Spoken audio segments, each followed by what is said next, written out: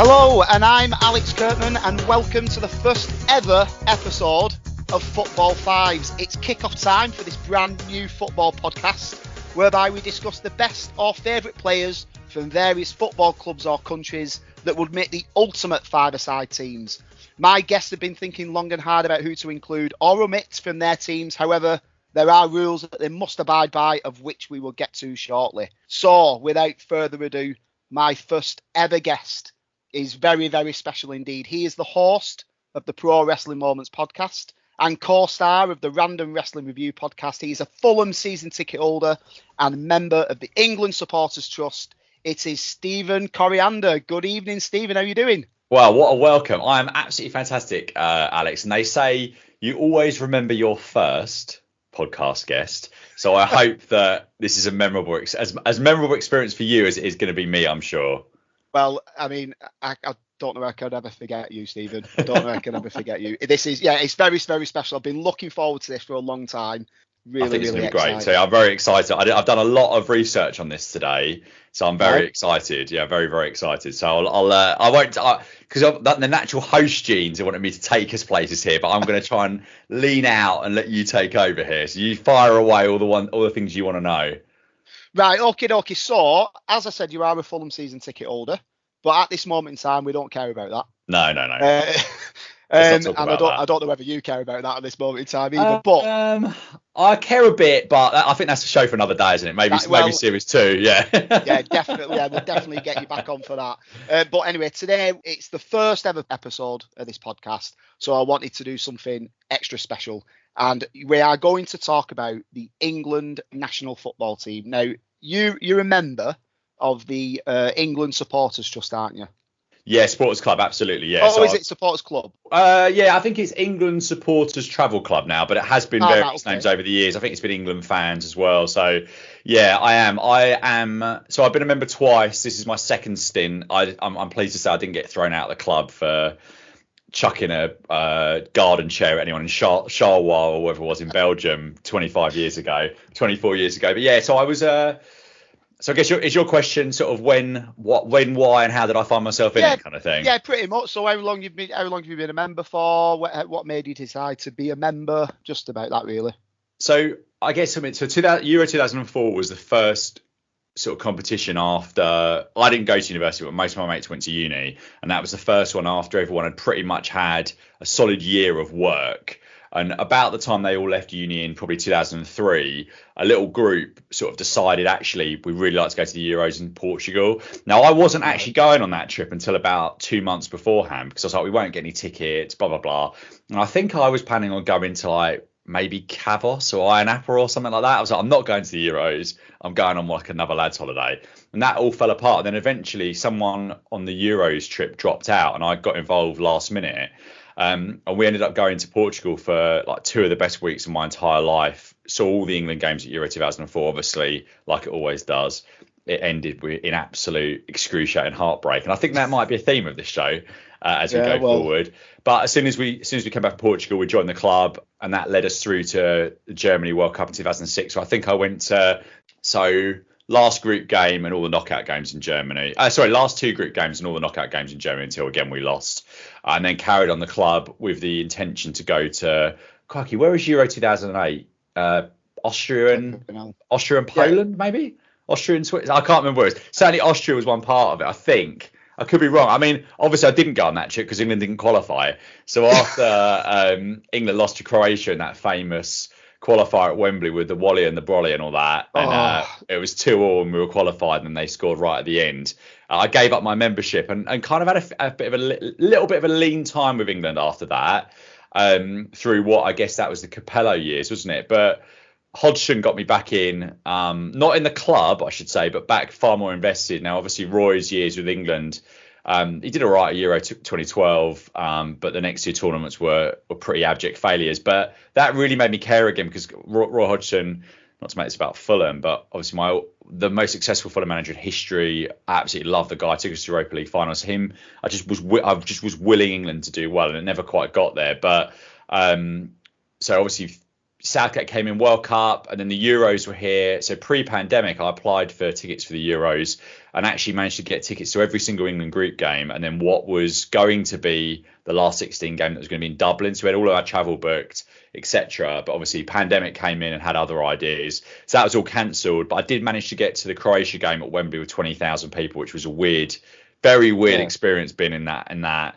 And then from there, I did the Germany game, semi-final and final of that Euros, and then joined the club thereafter. So, yeah, I don't know if that's a too long-winded an answer, but I'm back in and I'm planning on sticking around in the club for the foreseeable future now, because just in that small chance that we might actually do something, and I'd rather like to be there if possible. Well, I'll ask you about that in a short while, but because I'm a font of footballing knowledge, and I quickly checked on my phone, it was Austria and Switzerland. Austria and Switzerland, there we go. So you weren't far off. The first one with Roy Hodgson, well, that was the one where I just remember he got the job not long before it started, before the tournament started. So there was zero expectation.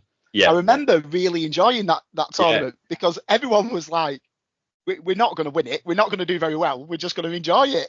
Yeah, absolutely. I seem to remember there was zero expectation, and we drew. We drew with France in the first game? France first game, and then we had from memory, we were the better team against the French. I think we were decent against France, and when we had two exciting games, one was against Sweden. I feel like it was really, maybe like a 3-2 or a 2-1, very exciting game, and then a 1-0 against Ukraine, I think, and then we lost to Italy on penalties in the quarterfinals. Like, that was a very solid competition for us. If you look at some of the teams of the Capello and early Hodgson years, there's a lot of bad players in some of these teams. Looking back in hindsight on the kind of strength in depth that England have got now, it's hardly a surprise that we weren't good enough to do anything in those competitions. We just didn't have the players. Which is even in Sven's golden generation, you had 11 or 12, but you look when you're bringing Darius Vassell or Heskey off the bench, it's like you haven't. That's not really the same as Ollie Watkins and Ivan Toney and people like that we've got in reserve now that barely get a sniff. So. Yeah. Well, for me, at the minute, the first person that comes to my head is Cole Palmer. Yeah, like, and he started a game in the Euros. I don't think he did. Yeah, he didn't. No, because he's mentioned about it. I read something about it today where he's spoken out about it, saying that he was frustrated and this and that. But I mean, he is one of the best players in the Premier League for my money. And if he isn't getting in the first team, and he's not a bad person to have on the bench. Yeah. So, I mean, you've spoken about loads of tournaments there.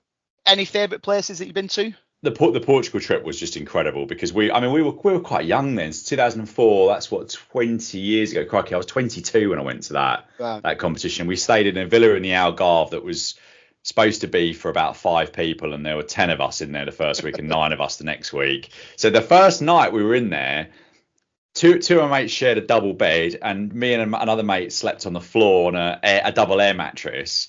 And I think that I got something like 12 mosquito bites, and I don't want to over exaggerate, but it was in double figures on my feet because my feet were sticking out at the end of this thing. And then we drove to Lisbon. That was the Saturday. The France game was on the Sunday. And we drove to Lisbon, and it took about 3 hours. And we had and this is how long ago it was. We had a cassette with loads of England songs on that we called patriotic playback. And do you know what? We had Amarillo on that, and that was Amarillo became like a very popular song after that. Yeah. And I'm not saying that we were the catalyst for that coming back, but we sang that before that was a thing. Oh. So I remember, and you stop at the tolls, and we had the England flags all over the thing. So that trip, even though we lost that France game, that to be in a Stadio de Luz that night was just like, you had Zidane playing for them. Like, it was just absolutely beyond comprehension, and we just had so much fun. Like, literally in the daytimes you'd watch all the games, and you had the beach there, and we were staying in a little sort of village in Portugal called Guia. I probably butchered that pronunciation, which had a couple of restaurants and a bar. Got to know all the locals there. Portuguese absolutely love us. They are fantastic. We had just such a good time, but obviously we lost at the end. But there's a funny story about that final day. So we had a minibus that we hired for the couple of weeks that we were there, and our usual driver, so one of the dads of the groups, just one of my mates and his dad and a couple of his pals, and then my lot, he did all the driving. But for some reason I can't remember what it was, but there was a little bit of a break in the group for the Portugal game, and about 3 or 4 of them decided not to come for the quarter final. But it was no big falling out, or if that came later, there was a falling out later. Perhaps that's not a story I should repeat. But basically, so we were so one of the other guys was driving the bus. And I think he was not used to driving with a clutch. I think he was a taxi driver, so he wasn't used to driving with a clutch. So he was driving, and I don't want to pass blame, but that's what he said at the time. But I'm sure it just was a problem with the minibus.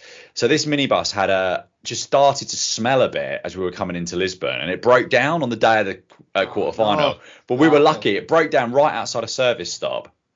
So we were able to sort it out. But bear in mind, in 2004, I don't think all of us even had mobile phones with us. We had mobile phones at home, but you wouldn't even necessarily think to take that with you on holiday. So anyway, we had this number we had to phone at the end of the game to get the insurance company to take us home back to the Algarve. Which again was like 2.5, 3 hour drive. And all of the guys that had mobile phones with them, their batteries ran out. So after the game, we're outside. England have lost on penalties, and we were all absolutely devastated, having to ask people to.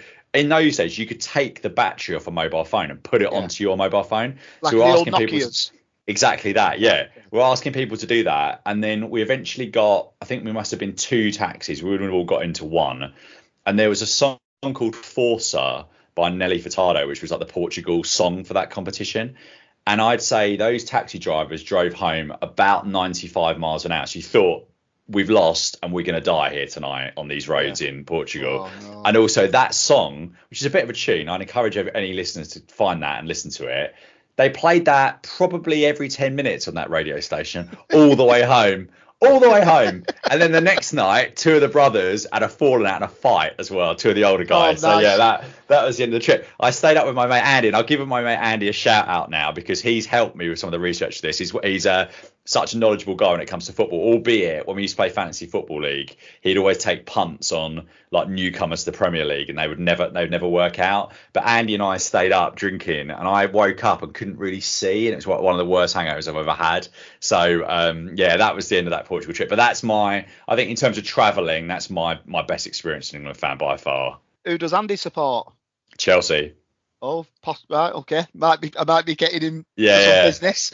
So. Is this the Way to Amarillo song? So you were ahead of your time then, really, weren't you? 100%. Yeah, I think we were. I'm sure we were, yeah. Right, okay. So I've got a story with regards to England and when we were beaten, and it was the World Cup in Japan 2002. Oh, yeah.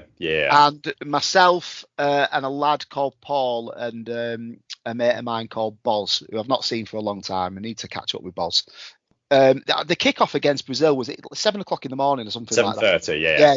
So we went to our local pub, shout out to the Beaumont Arms on Ladybridge, and we watched the match. And then after the match, we were seeing Paul's girlfriend in Warwick University for the weekend. So we got knocked out from that tournament. I was absolutely devastated. We all had England tops on, and we drove to Warwick, all really upset. They kept playing songs like "Stop Crying Your Heart Out." Oh, because that's what they played at the end of the. Yeah, where did it all go wrong and stuff like that. And we'd kind of ranted about it on the way there, and then it got to a point where we'd kind of accepted it and said, "Right, come on, we've got a weekend to have it. It's going to be a good weekend." And we pulled up at the university, and we Paul rang his girlfriend. She was in the student union bar, so we had to make our way there. And as we walk in, the 3 of us with our England shirts on, we come across a Brazilian samba party in the university, and we had to walk through this samba party to go to the union bar, and to say that they were goading us and winding us up is an understatement. They were banging the drums, putting flowers up, chucking flowers over us as we had to make this long walk through this massive Brazilian samba party to the student union bar. It's horrible when England lose, isn't it, when they get knocked out of tournaments. That 2002, so I'd been dumped by my girlfriend the day after the England-Sweden first game of that tournament. And I deserved that dumping. It was brutal, absolutely brutal. And one of my other pals, so we watched that game at a pub in Canterbury Uni. And funnily enough, Andy, I just mentioned, drove us down there the night before, and he drove us back, and he fell asleep on the motorway on the way back. Because I was asleep, and I woke up in a service station. I was like, "What's going on?" And he's like, "I've just fallen asleep and nearly crashed." So that could have been. And I was bad falling asleep, so I kept awake at that point. But yeah, I just remember. You need to stop going to England games because you're having bad experiences on the road on the way back from them. I know it's bad news. So basically, with that tournament, I eventually got home, and I think I was playing "Stop Crying Your Heart Out" on like loop or something. Because I remember my dad knocked on. I just went to bed. Remember my dad knocked on the bedroom door, and he's like, "Are you okay? You've been playing the same song over and over again." I was like, "No, I'm not okay. I'm absolutely devastated." So yeah, that was a tough summer. And one of my other pals down at Canterbury, he'd broken up with his girlfriend as well, and I remember we just stayed up all night, just miserable, moping about like these girls. He's married to us now, actually. They got back together. So yeah, but mine was never rekindled.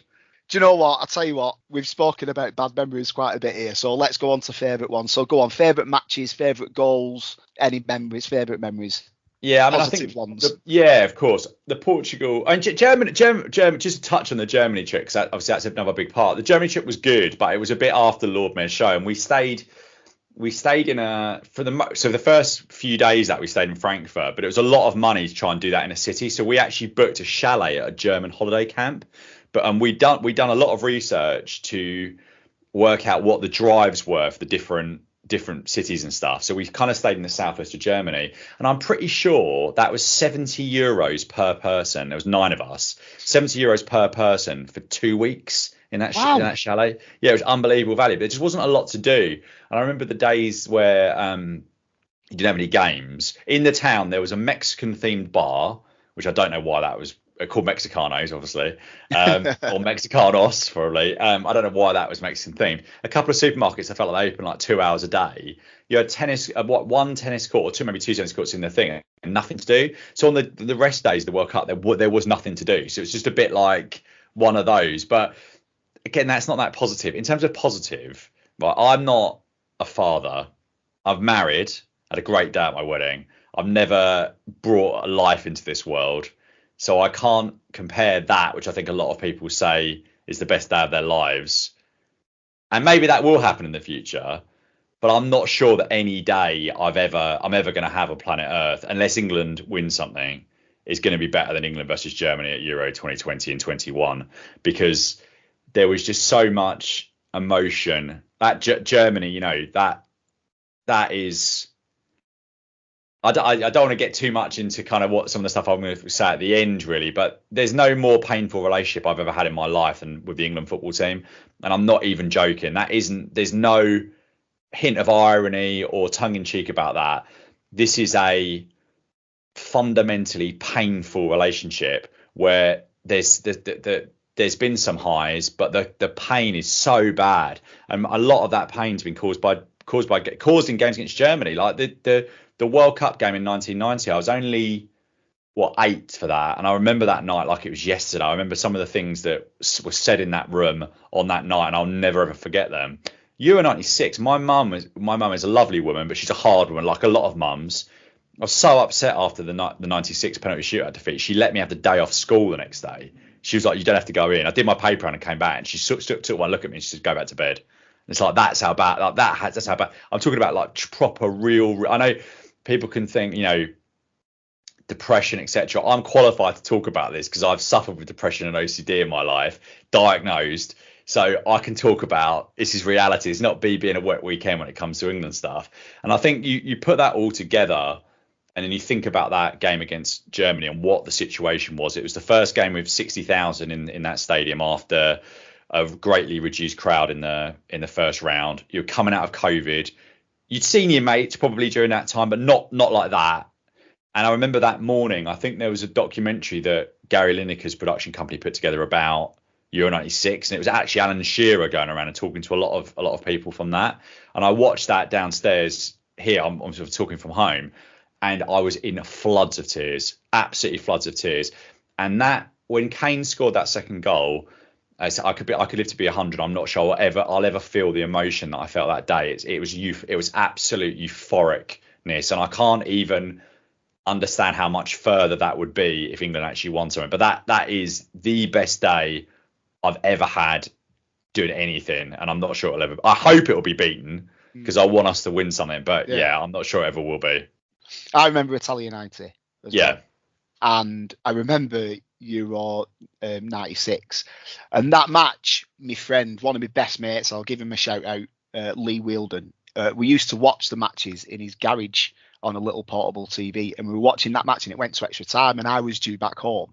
So I went home and asked my mum if I could stay out longer. She said no. And he only lived around the corner. She said no. So I watched the extra time at home. And I think probably my most painful memory with England is the Gaza slide. Oh my God.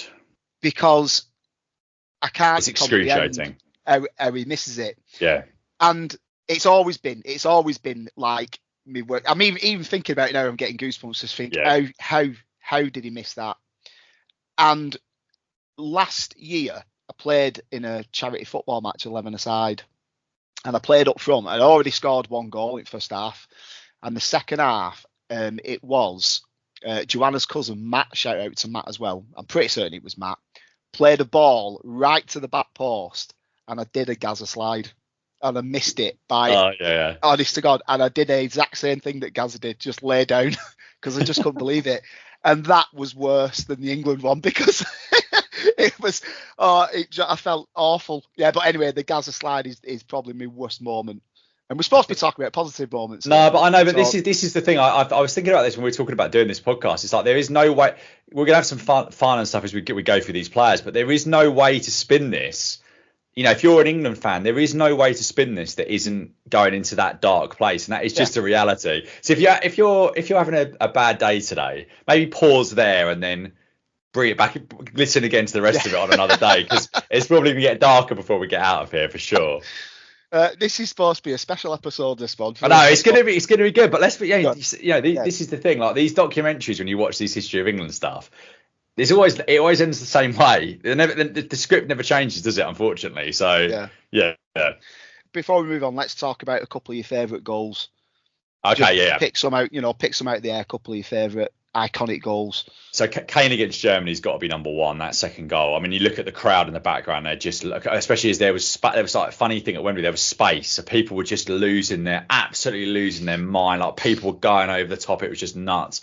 A few others that I really like. There's one, and as much as it pains me to say this about a Chelsea player, but Lampard and Terry really always gave their all for England. I was always very supportive of them. But Frank Lampard equalising against Portugal in Euro 2004 quarter-final, because I thought England were dead. I mean, I'm sure you remember that game well. Like Owen scored right at the start. Rooney broke his foot, and we were defending. They scored right near the end. In extra time, they scored again, and you think, this is the story written, and somehow Lampard swivels on it in the box and smashes it in and to make it 2-2, and that was just like I just did not believe that we would ever get back into it. So that was a incredible one. Cole Palmer in Berlin as well. That was incredible. Watkins against Netherlands. Excuse me, Bellingham.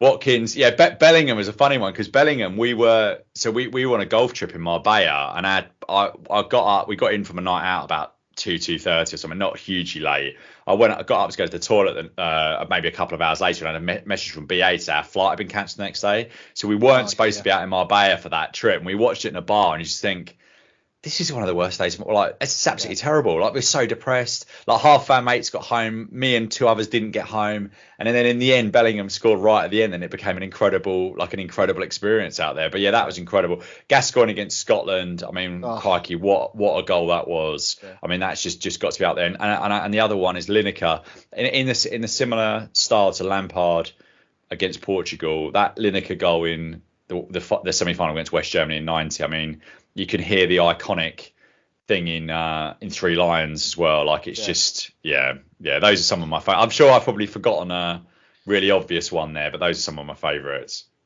I mean, the two that spring to mind is Owen against Argentina in '98. Yeah, France '98. Yeah. I was going to say Owen against France. No, Owen against Argentina in Yeah. France '98, and Beckham against Greece in the qualifier. Yeah, Oh my God, Beckham against Greece. I was watching that in a caravan in Bognor with the girl that dumped me the first weekend of the World Cup 2002, and we had a great time in that caravan. I mean, watching the football and thereafter, I should say. I know we're keeping this PG, so let's just as in completely PG. But yeah, that was such a good memory, that one. I was working at the cinema at the time, and everyone was saying, "We've got a clause. We can't be open," and they didn't. They stayed open. Not one person came to the cinema that day. Not one. So we just had a little portable TV on the concession stand, and we were watching it there. Oh, it's just unbelievable. Right. Okay. So just before we move on to your team, let's talk about the future. So England's appointed Thomas Tuchel as the head coach. With his appointment starting on 1st of January 2025. So what are your thoughts on that? What were your thoughts on Southgate, and what are your thoughts on going forward? And will we actually win anything? Are we going to win this illustrious trophy that we're destined not to have? I think the thing with Southgate is I think the job evolved quite a lot from what he was brought in. I mean, crikey, we had Allardyce as manager before him. Like, let's be frank. Like, right, hang on. I know this is a controversial. Be very careful what you say here. 100% winning manager, England manager, Allardyce. 100% England. Also Bolton legend as well, of course. Of course, Bolton legend. Of course. Right. Anyway, carry on. But okay, in all seriousness though, would you have appointed him as England manager? I think that it's unfair to ask me, because I would definitely appoint him. Yeah, so I'm probably like Hodgson bias with me, I suppose. Yeah, I've got a massive soft spot for it. I don't really want to talk about it because I'll be doing a Bolton episode. Yeah, of course, yeah. But Sam Allardyce gave me my favourite memories as a football fan. Yeah, we'll I'll talk about. Yeah, maybe that's an unfair one. But let's put it this way. So when Southgate came in, obviously Allardyce had a reign as one game, and it was very much about getting. They weren't selling a lot of tickets I shouldn't say a lot of tickets. They weren't selling out Wembley for games. Average probably attendance 55, 60,000, which is still good, but not like it is now, where they pretty much sell the tickets for Andorra at home. And I think that in 2018, that was like it gave people hope back. But from then, with that squad, you have to win the Euros in 2021. That's the one that will haunt me forever, because Italy weren't that good. Italy were no good, actually. I'm going to go as far as saying it. They were no good. They didn't qualify for the World Cup after that. And I'd say the four key games of Southgate's reign were the Croatia semi-final in 2018, the Italy final in Euro 2021, the France quarter-final, and the Spain final in the Euros that have just gone. And I would say that Klopp, Mourinho, Guardiola, name another top manager, throw one out there. My mind's gone blank. Who did you say? Guardiola, Klopp, Guardiola, Allardyce. Bobby Robson. Bobby Robson's a great manager. I think those top managers, they'll get you minimum 2 out of 4 of those. Minimum. I think Guardiola and Mourinho get you 3. I think the hardest one was Spain, actually, out of all of them, and Southgate got none. Yeah. So while he was a great orator, he did so much in terms of bringing a positivity to the England football team. I think he should have gone after the World Cup, and we'll just never know what might have been, particularly at this Euros, if they'd made that move then. Because I think all of the tactical stuff, all of the kind of negative stuff, and all of the Southgate-isms were so obviously there at that World Cup in Qatar. So why? Because I think they renewed I think his contract was up then. Why renew his contract for another period of time? I just don't get it. With regards to Tuchel, I think it's odd he's not in charge for these two. As we record this, we're right at the end of our Nations League campaign. So I think it's odd that he wasn't. Well, there might be dating this slightly, but I think it's odd that he wasn't in charge for those, which I presume were a rip-roaring success under Lee Carsley. I'm sure we won both games 4-0. But I don't care. I don't care if the England manager's from Mars. I don't care. I want the best man for the job. The guy is a cup specialist, if you like. So let's go. I think the World Cup's a big ask. I really do, especially in the States. It's a bigger competition. I think there's an extra game, isn't there? You've got to win quite a lot of games in that to get through.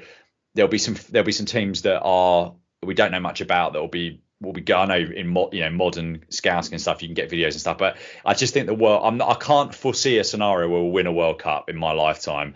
I think we've got more of a chance with the Euros for sure, as evidenced by two back-to-back finals. But England are in a much better space now. Like let's be honest about it. We've spent a huge amount of money sorting our house out with St George's Park and all the coaching setup. So we should be in terms of comparable population size countries that have done a lot better than us. We should be in the mix for these tournaments. So if I was a betting man, I think we probably will win something while I'm alive.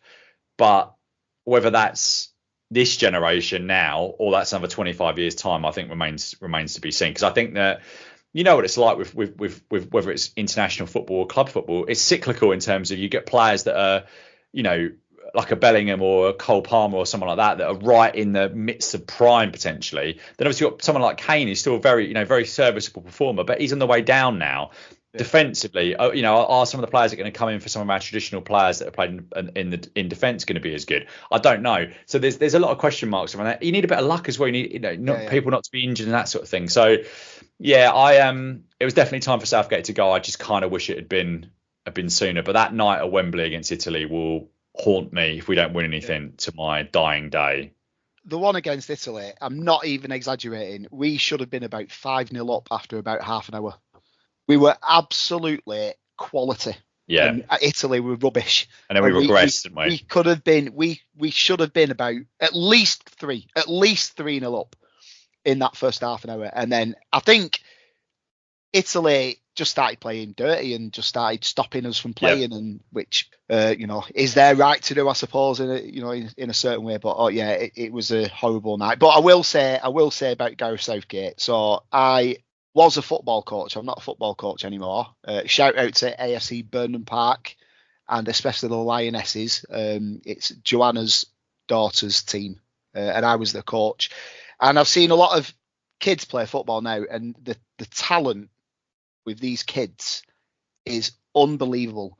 And when I was a kid, I'm sure you played football as a kid, and when I was a kid, our training consisted of, you turned up, you ran around the pitch a couple of laps, and then you put some cones down and you passed to one another and ran to the end of the end of the queue, and then you maybe had a few shots on goal, and then you had a match. That was our training. Now 100%. It is so technical, it's unbelievable, and it's all from Southgate when he was the under-21s manager. And so all the training, like one of the things is the start of every training session, they have mini matches, put mini goals down, and it's freedom to play for 10 minutes. Just play however you want to play. Just if you want to be greedy and take players on. And that's Southgate. That's what Southgate. Fair play, yeah. So there's a lot of stuff that he did, and I've only seen a fraction of it.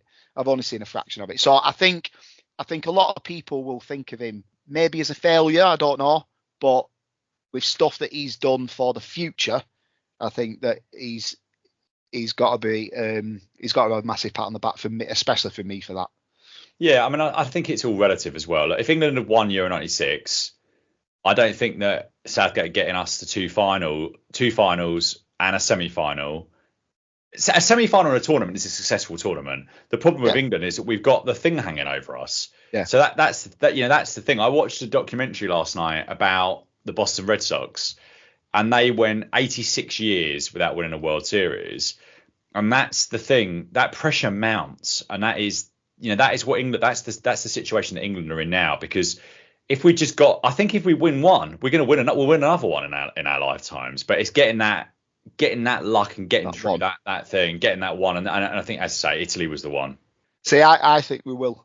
I think we will win something in our lifetime. Yeah. I do. Let's end the first half with some positivity. Okay. That is the end of the first half. So we're into half time now. Just going to do some plugs. So this is Football Fives. We are on Facebook and Instagram. The missus is doing the Instagram page because I don't really use Instagram.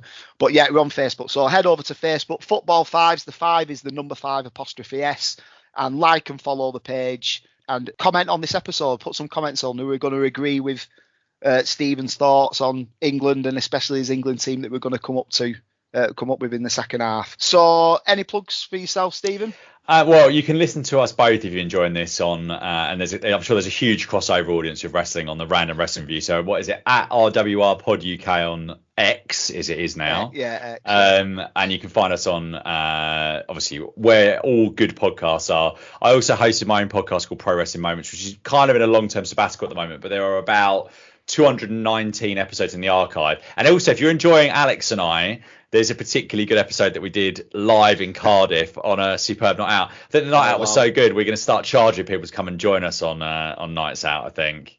Yeah, definitely. Yeah. And if it wasn't for that night, we probably wouldn't be here now doing this. No, that's true. We talked about this, didn't we? Yeah, we did, absolutely. Yeah. Right, so that's the first half done. The end of half time. So let's get straight onto the second half of the show.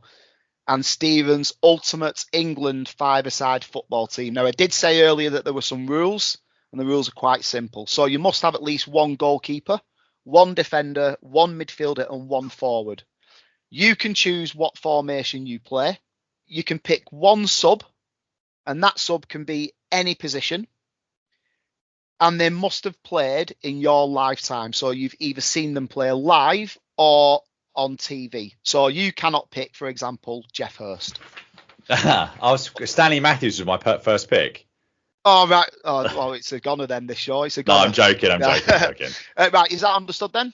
That is completely understood. Can I add a little? I mean, this is not a rule for future guests, but the way I've sort of done this in my mind is that the players that I've picked, I think I've seen all of them play live in person, but I know the rule is you can have seen them sort of play on TV. But what I've done is I am counting each of these at their absolute peak. So this player at the height of their powers is how I've sort of done it in terms of this, rather than a kind of whole career viewpoint, if that makes sense.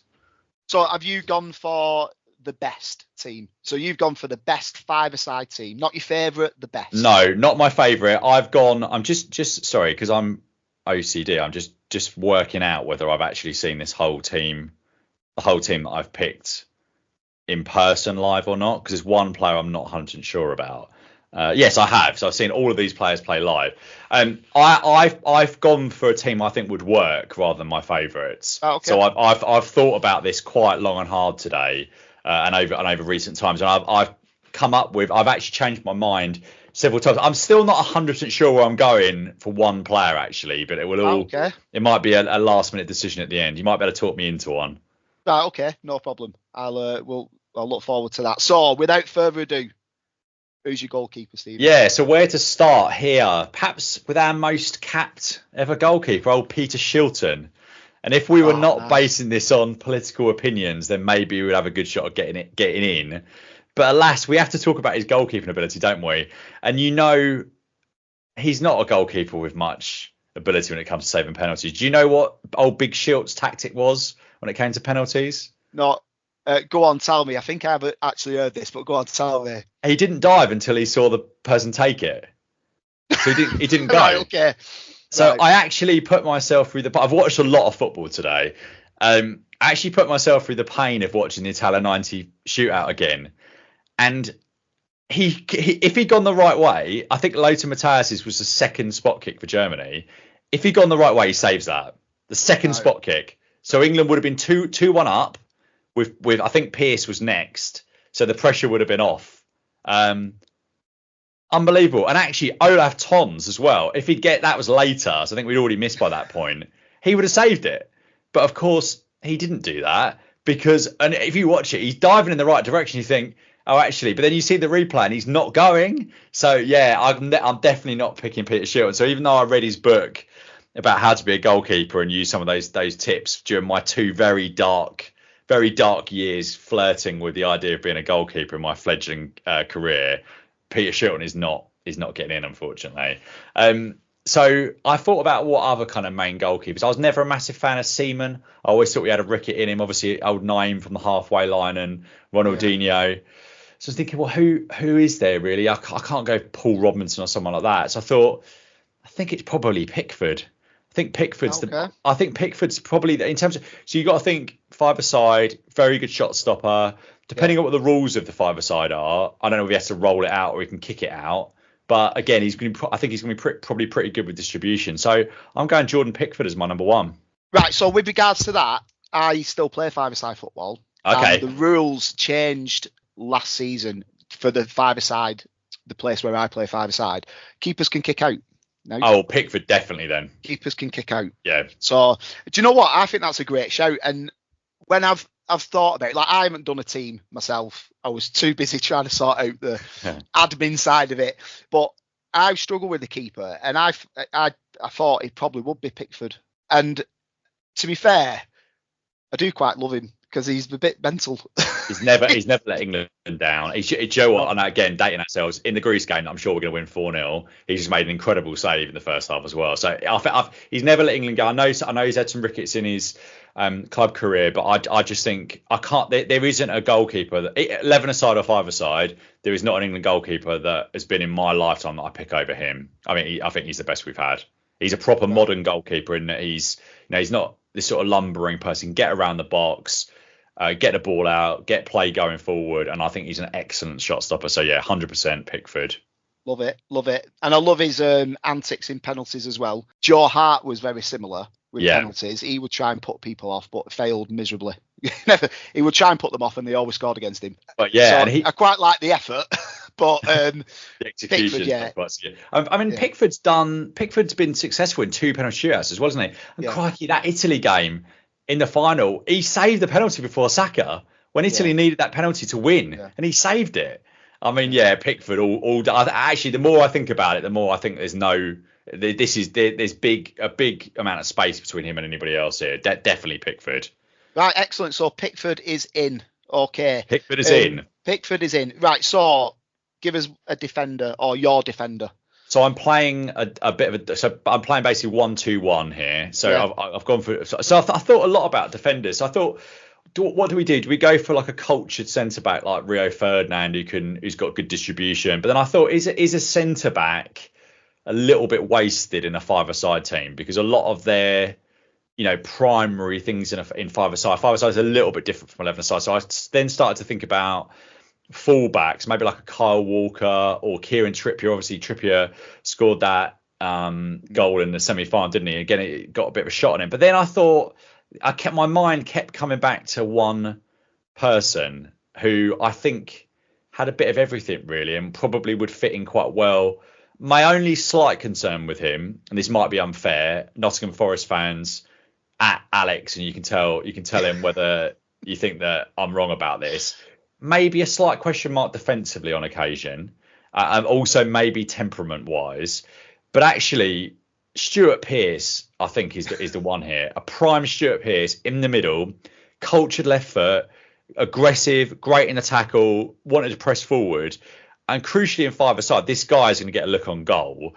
And for anyone that wants to spend 5 minutes looking at some incredible finishes, type in Stuart Pearce's best goals for Nottingham Forest on YouTube and your mind will be blown. This guy was spanking in top corner free kicks, outside the box, scoring with his right foot as well. Even some guile where it was like almost like an Ajax type move and there's about 80 passes and he's like leading it all around.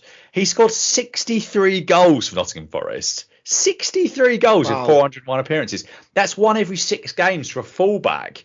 So I again, maybe a slight question mark defensively, but I just think this is he's got enough, in terms of size, he's got the strength to kind of be there as well, like in terms of like maybe muscling people off the ball, and I think he will drive you forward. So yeah, Stuart Pearce is going in. Right, okay. I think the only memory that comes to mind with Stuart Pearce is reaction when he scored that penalty. Yeah. He's just someone you could tell the pressure was on, and he's probably the most relieved man in that stadium, and absolutely loved it. Stuart Pearce, right? I'm going to Google that. YouTube that. Stuart Pearce best goals Nottingham Forest. I'm going to have a watch of that definitely. The one in the cup final is outrageous. It's absolutely outrageous. Yeah, it's absolutely. I think it's a 91 cup final against Tottenham, but there's loads of them. It's so good. Yeah, it's so good. 78 games for England and 5 goals, Stuart Pearce, for you fact fans out there. Right, 78 games, 5 goals. Right, excellent. Great choice. Great choice. Right. Okay. So you're going 1-2-1. So Yeah. you your two midfielders. Give us a first midfielder.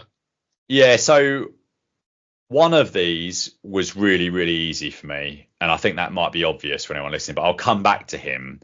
So for the other one, I was thinking, what do we kind of want here? We want someone that's got a little bit of everything. I think kind of an old, more of a well, that's what through my mind first. We want kind of more of an old school box to box midfielders. My thoughts first turned to Gerrard and Lampard really, to whether one of them could do that. Now Gerrard's an interesting one because I remember when he first was playing for England, and I'm sure when he was first playing for Liverpool, he was more defensive than he ended up being. That game against Germany, the 5-1. I'm almost positive, again, answering a postcard, I've got this wrong, that Gerrard played deeper in that, as in more the holding midfield role with someone else alongside him. Again, I can't remember who that is, but someone else alongside him was. He played centre mid with Scholes. Yeah, so he would have been holding, wouldn't he? Yeah. And it was Barnby on the left and Beck on the right, wasn't it? Yeah. Yeah. Nick Barmby's the one that no one ever remembers in that. But yeah, so I thought about those two. And then I thought maybe I really like Jack Grealish. What Grealish was really, when he came on in that Germany game, which we talked about, which means so much. Like, he was phenomenal. He definitely set up the Kane goal. I think he might have been instrumental in both goals actually. So I thought about him and I sort of floated around to a few other people. But then I started thinking about someone that I only just caught in terms of maybe definitely towards the back end of their England career. I did see live in person Charlton versus Manchester United in 1989, the first division game I was ever taken to Selhurst Park, and this guy's Brian Robson. Yeah, nice. This guy, he was a machine, an absolute machine. Energetic box to box midfielder. He could tackle, he could pass, he could carry the ball. He had a bit of pace. Finishing with both feet. Again, I've watched so much of his stuff that I've probably watched an hour of Brian Robson today in terms of like really trying to legitimize this as a choice. I think this guy in a I'm not sure you wouldn't pick him in an 11-a-side, but in a 5-a-side, full of energy, like a great engine. He just run it. He just get the ball, get it off, get a shot in, whatever. And I just think he would be so good. So Captain Marvel, Brian Robson, with 90 caps and 26 goals for England, is in my 5-a-side team. Nice. I mean, a little bit before my time, Brian Robson. I mean, I didn't really get in. Believe it or not, I didn't get into football till I was a bit older. Okay, I was probably about. I mean, I obviously watched games and stuff like that. Like, Italia 90. It was on. It was on the telly, but I didn't go to like any Bolton matches or anything till I was a lot older. Okay. So yeah, but I know of Brian Robson, and I know that especially Man United fans and how high they think of him. Yeah. So yeah, that's a great shout. I wouldn't have even thought about him. I think with mine, if I was to do it, there were two people that would definitely go in. Go on. And it's similar to what you said, really, with regards to being an engine and just a bit of a maestro, and that's Paul Scholes. I think Paul Scholes. Yeah, I think Paul Scholes would definitely be in one of my midfielders. The other one, I mean, I've always been, and I heard it on the random wrestling show that you did the other week. You're a big David Beckham fan, aren't you? Yeah, I am. I am too as well. Yeah, I am too. Yeah, that doesn't surprise me. I absolutely love David Beckham. Yeah, I do too. But I don't think he'd be a very good 5-a-side footballer. No, I agree. And he's not here. I've not considered him at all for this. I think Beckham. Would I pick Beckham in? I mean, Beckham at his absolute. But this is the thing. Like, players that go on a long time after their peak, I think you're almost disadvantaged a little bit like that. Yeah. You're almost disadvantaged. It's a bit like wrestlers in a way. Like, you think about Ric Flair or someone, and you think a lot about all the stuff from sort of the mid-90s onwards when he wasn't in his peak. And I think Beckham, people think about, he lost a loss of pace, all that sort of stuff. But you look at Beckham in the late 90s or early 2000s. He played.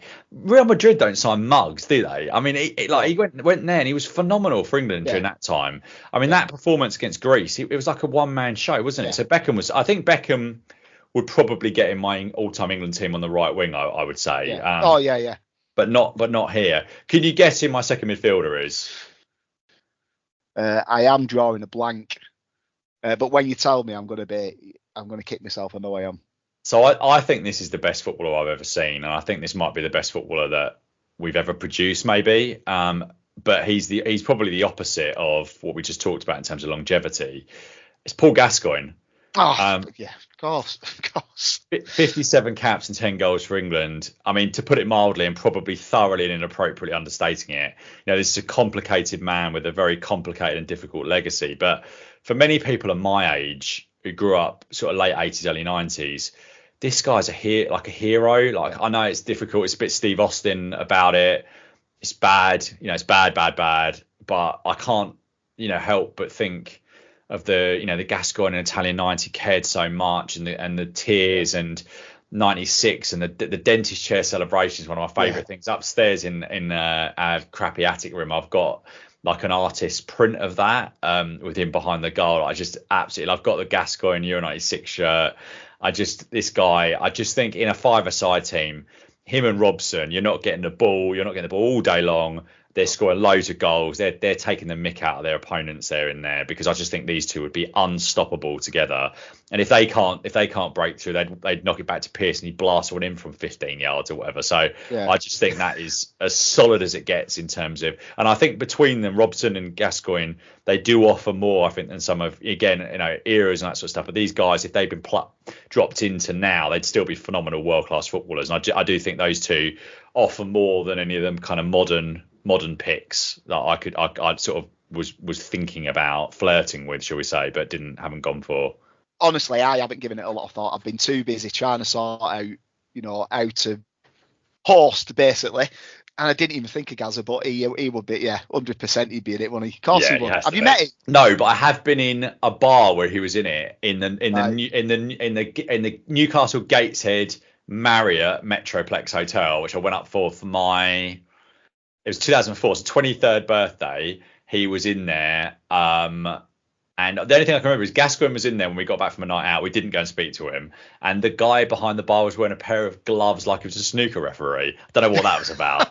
But yeah, those are two memories from that relatively unsuccessful night in Newcastle, unfortunately, shall we say. So, yeah. Right, so I've met him. So how did that go? Yeah, well, it's not like I've met him in a pub and we sat there for an hour with him. No, I went to an evening with Paul Gascoigne. Oh, okay, yeah. For the extra to have a photo with him. So when I say I've met him, I've shook his hand and stood next to him, and he said something to me, and I said, whatever.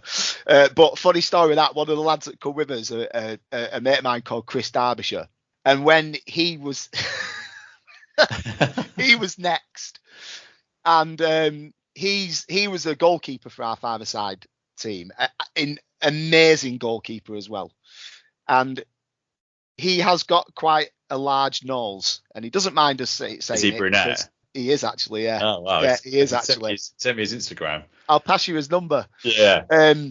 Yeah. So anyway, when he met Gaza said, and I am not doing the Geordie accent. He said, and he didn't say bloody hell. He probably said something else, but we'll keep it PG. He said, bloody hell, it's Novak Djokovic.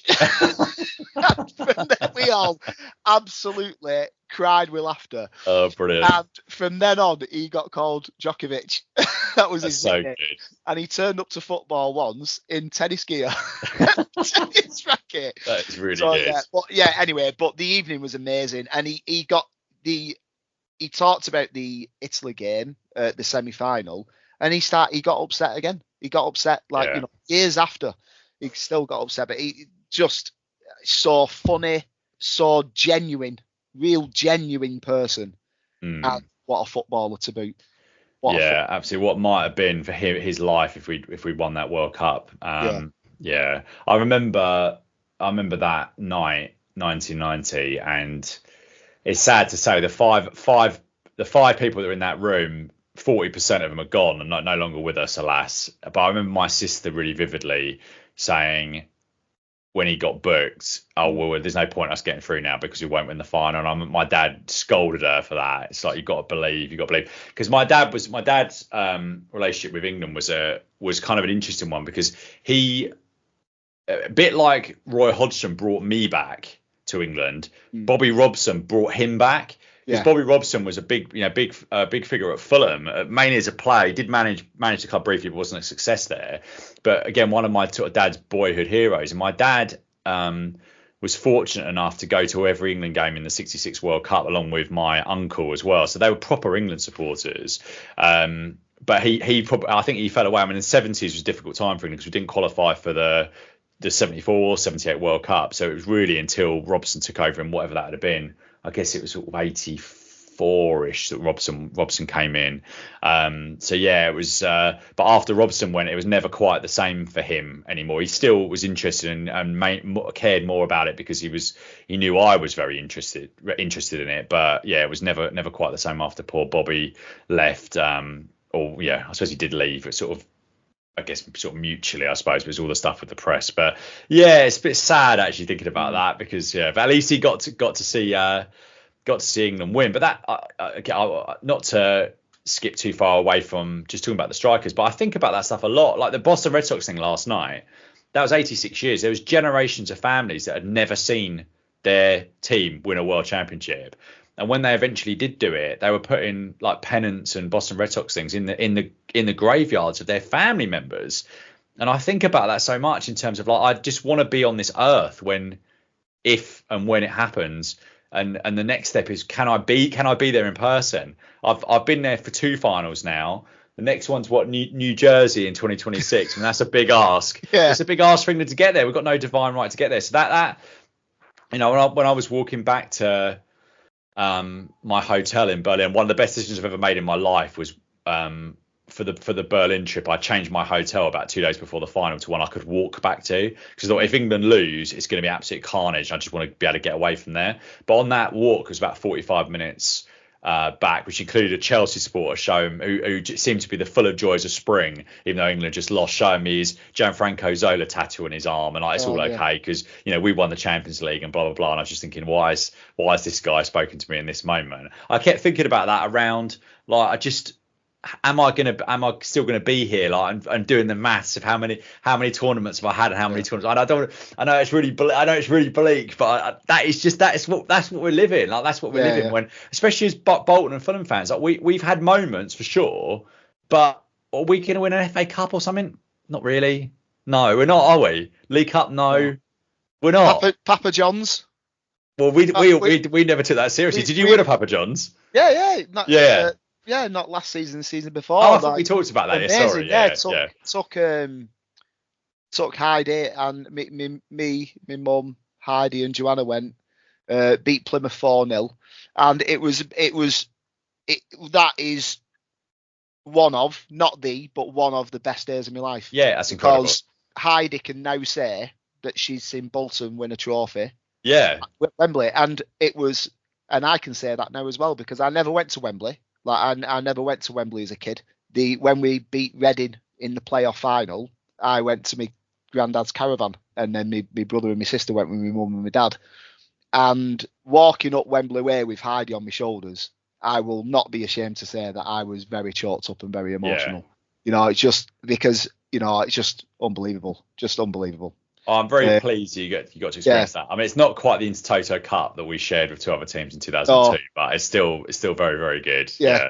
And the other thing as well is we went back to Wembley the year after and got beat by Oxford in the playoff final, and Heidi went that as well. So she's seen the ups and the downs. Ups and the downs. Yeah. I wonder if it'd be better. Do you think it'd be better the other way around? That she lost the first one and won the second one? No. Like she will remember that. I think that she'll forget. No, she won't forget the playoff, but she doesn't talk about that. Okay, that's good. She talks about. I mean, my screensaver on my phone is a picture that when the first we won 4-0, Kyle Dempsey scored it really early on in the 3rd minute, and I mean this isn't very good for podcasts for the listeners, but I'll probably put it on the socials actually. Yeah, it's a great photo. I've seen that before. Yeah, that's the picture that Joanna took. And I didn't know that she was taking it. Heidi didn't know she was taking it, and it's one of my favourite pictures, one of my favourite days, and other things as well, like being with my mum as well. I've got a season ticket at Bolton. Me, Heidi, and my mum go. That's amazing. Yeah, it's really nice. Yeah, and she She was at Wembley. I think she was at Wembley. I'm pretty certain she was at Wembley when we beat Reading in the playoffs. Can't remember what year. I can't even remember what year that was. Yeah, so going to Wembley with my daughter, my partner, and my mum, and watching Bolton win a trophy at the first time of asking for me. Doesn't get much better than that, does it? It doesn't. Anyway, we're not talking about Bolton. That's all right. About England, and we are going to win a trophy, Stephen. We are going to win this trophy. I'm telling you. I feel a bit better about it after. I feel like I should change my outro song, but I'm not going to. So where's I've got a story about that. All right, okay. So let's go. So we've got your goalkeeper, your defender, your two midfielders. Let's finish off the five and go for your centre forward. Who've you got? Yeah, so there are five names in the frame for me here, and I'm still sort of going backwards and forwards in my mind between them. And those five in sort of chronological order of first appearances for England are Lineker, Shearer, Owen, Rooney, and Harry Kane. And of course, I want these picks to be. I feel like if you're 45 to 50 and you're more familiar with Brian Robson and you're listening, reach out to us, the show. Because I'm really interested in your view on that, because I think that's a solid pick. But for these, I kind of want. I'm Lineker again. I'm back end of career, but I remember him I'm unfortunately old enough to remember Euro '88, which was a bit of a disaster for England. And Gary Lineker wasn't very well during that tournament. But I remember the back end of his career, and the rest of them. I lived all of that.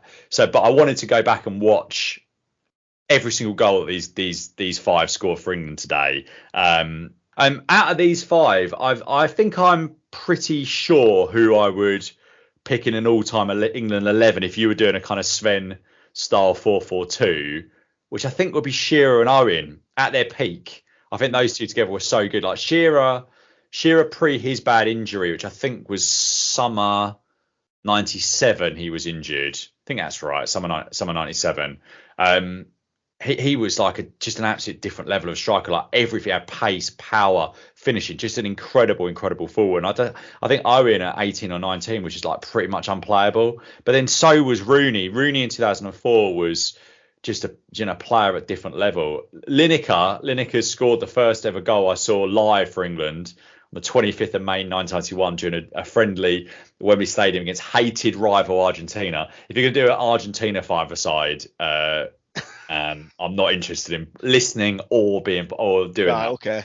Note to self. But yeah, so do you know what? So Rooney was in pole position for me for a long time on this one, because I thought in five-a-side, that little bit of guile, skill, beating someone, still a very good finisher. Is that more use than because I think really it's Shearer or Rooney for me here, because I think that version of Shearer in, as I say, 96, Euro 96 and Shearer, I think was virgin on unplayable. And my heart is saying Shearer here, but is my head going to say Shearer, or is my head going to say Rooney? Do you want a hand? Go on. Right. So Rooney would be my 100% first pick for the entire team, for the entire five-a-side team. Yeah. Yeah. He is the one who I thought immediately, Rooney's definitely in there. There's no debate, no question. It's got to be Rooney. Now, if I was to pick this team, it would be who would be a good five-a-side team. Yeah. And I think Rooney would be a perfect five-a-side player. Yeah. I love Wayne Rooney. I think he's one of the best football players that I'd ever had the good fortune to see. I think in terms of he's fast, he's quick, he's fast, he's clever. Shooting is accurate. He's tough, strong.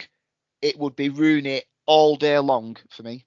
If you give me this conundrum, I would go right Rooney and then just concentrate on everyone else. I wouldn't even have to think about it. So would you pick him in? I know this is not the game. Would you pick him in your 11? I know the formations are different now, but let's go. Yeah. Let's keep it old school and do a 4-4-2, which I do think someone will start playing again at some point. And it'll be like the hot new thing. It's just the thing that everyone always used to do. Yeah. Yeah, that'd be good. Pep will try it and say, "Hey, I've got a new formation." Yeah. Everyone will say, "Oh, Pep's a genius." Like, I've got these two box-to-box midfielders who can do everything, two incredible wingers, and I've got two great strikers, and all of a sudden it works again. But yeah.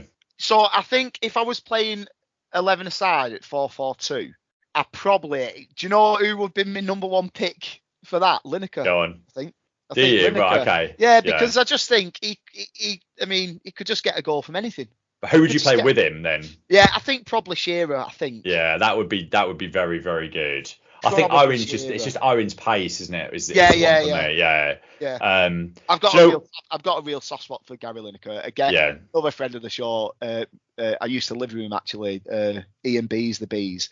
He is obsessed with Lineker. Oh really? Yeah. Even now, he loves him. He absolutely loves him. Like favourite player of all time. He was gutted when he announced that he was going for match of the day. Yeah, so I've got a bit of a soft spot for Lineker.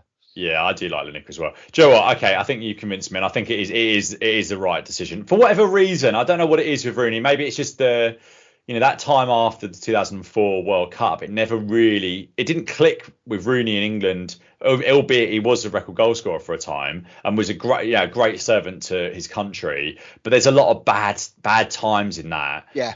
So I think Rooney is the answer here, and I think I'm picking Shearer on the bench actually. I think Shearer is the one for me because I just think he was so good.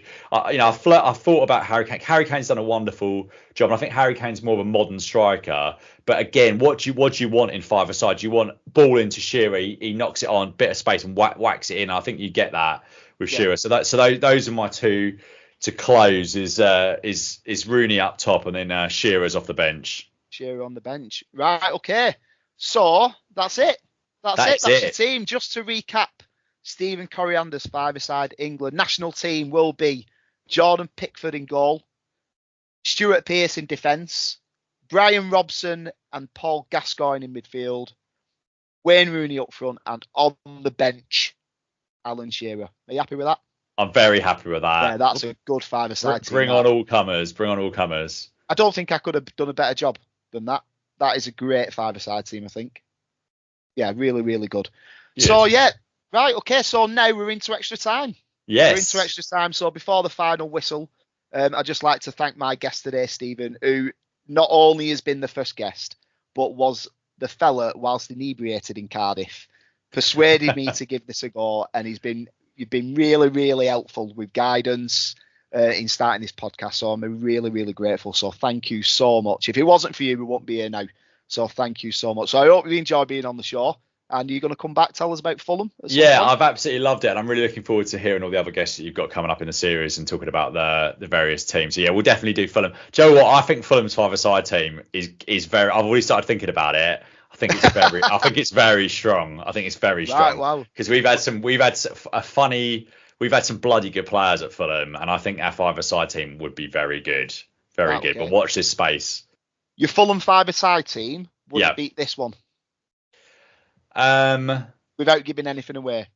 I think no. I don't think. I'm not sure it would, but I think it'd be a really good match. I think it'd be a really good match. It's just a bit different. There's no one like Gascoigne or Ryan Robson in it. So I think you've got to go a slightly different. I think for the Fulham one, you've got to go a slightly different way. Probably 2-2, I think, for the Fulham one. But we'll come back to that. Right, yeah, I'll look forward to that. Right, just one last bit of business. We are in the closing minutes of this match. So I'm going to ask all my guests to pick the closing music for the show. You can pick anything that you want. So what song are we going to be playing out to? So I hope I haven't brought people too down on this podcast, because again, England, I have had a lot of good times supporting England. Like the Germany game, the Denmark semi-final was incredible. Even the experience of going to Berlin and being with friends and like the whole build up to that final. Would I have done it? I'd take the result differently, but would I have chosen not to go knowing that was the end result? No, because you got to be in it to win it. And as I say, I just hope that I'm around and hopefully in right there if we do get to a final again. But a quick story to end. So the England-Italy final is just the most devastating football match I think I'll ever go to, ever. And for some reason, I decided when I went to Wembley, got back really late, probably like 2:30 a.m. I didn't go to bed that night. I just stayed downstairs on the sofa, just like I think I had a couple. I didn't have a lot to drink. I had a couple of beers and just like looking at doom scrolling on Twitter, and I maybe got a couple of hours sleep. And then I decided it would be a good idea to watch the whole game back the next day on like iPlayer. And do you know what? I never do that with football, and I did it again. I did it when I got back from Berlin as well. Right, okay. I don't know what it is. I just felt like, you know what it's like when you're so nervous at these games. It's like you just want to make sure that your memory of what happened is an accurate representation of what actually did happen, if that makes sense. Because it's like it's such an important thing and it's so painful. But I also want to make sure that I know I can remember, not remember it because I was so drunk, maybe a little bit more drunk in Berlin than I was at Wembley. But it was more like I just want to, I don't know, maybe I'm not explaining that very well, but I just want to make sure that I know what happened and kind of relive it, I suppose.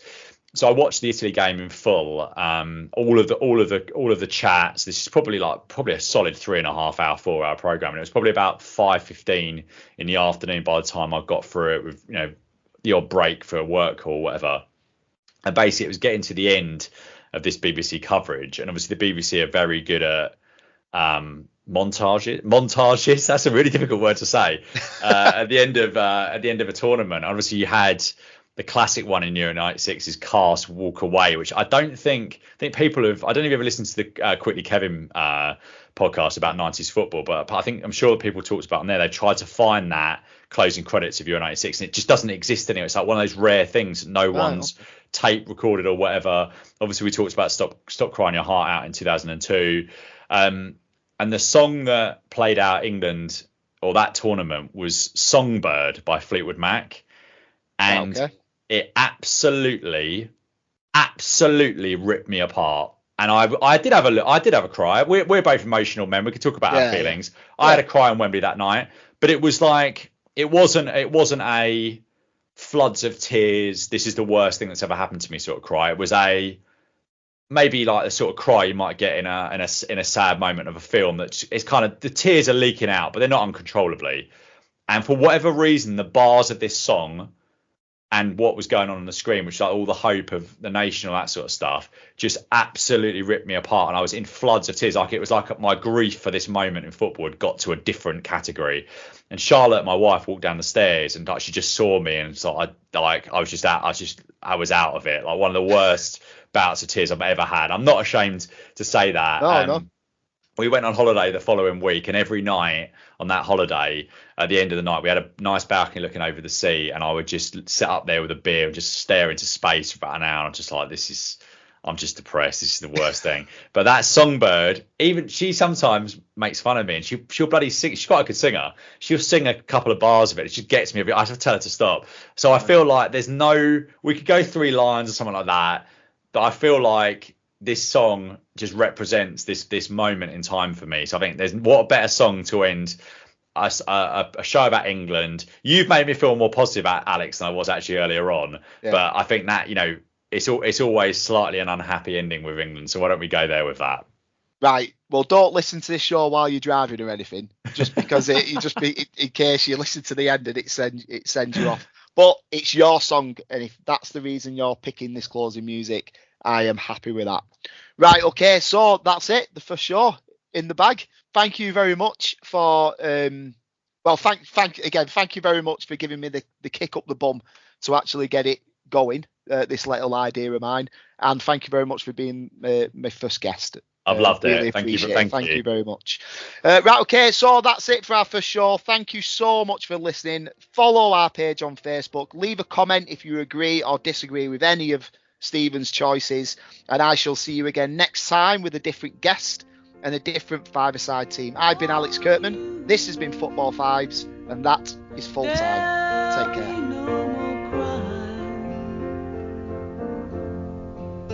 For you, the sun will be shining.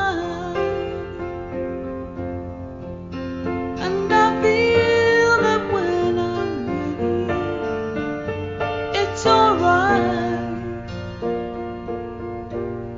I know